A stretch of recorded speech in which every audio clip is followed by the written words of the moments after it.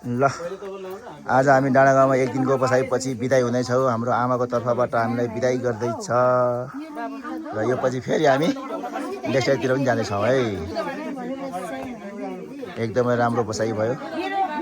हाम्रो भाइ प्रदीप र चित्र गुरुजी, उहाँको बाबा र आमाले पनि हामीलाई धेरै सपोर्ट गर्नुभएको छ। डाँडागाउँ कटेजमा सबैलाई हार्दिक स्वागत छ।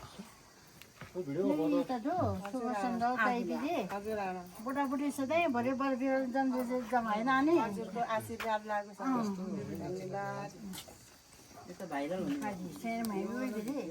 मेरो ये तैबिरे बर्फी वाला जमदिन है आए भाजी से तो ओ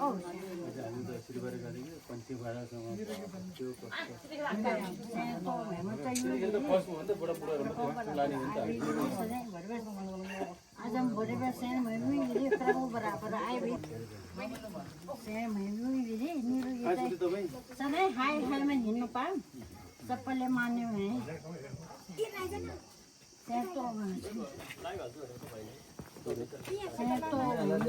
लास्टमा हो म त बाबु ममा आटेको पुग्ने बर्फी वाला जम्ने है बुढाबुढी सधैँ भोरे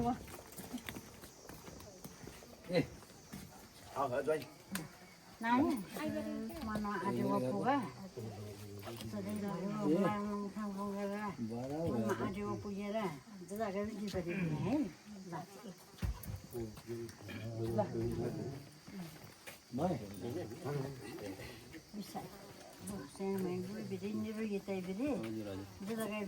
हुने मनमा आँटेको पाउने कहाँ सफल नहुने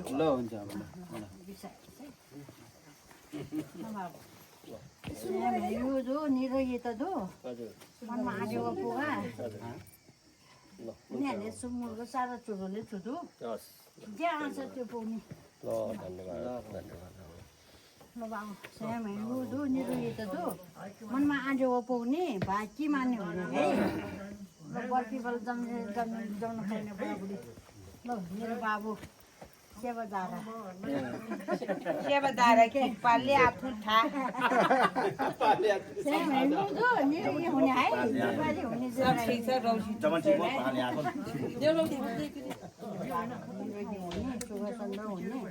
मनमा आँटेको पुग्ने